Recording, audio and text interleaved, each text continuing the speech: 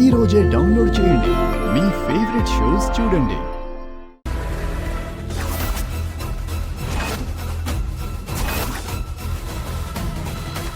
మీ భార్య శరణ్యని ఎక్కడికి తీసుకెళ్తున్నారో తెలుసుకోవచ్చా? మేము ఈ ఇంటి నుంచి వేరే ఇంటికి వెళ్తున్నాం. ఆవిడ పూర్తి బాధ్యత మీదేనని మీరు మాకు గ్యారంటీ పత్రం రాసివ్వాలి.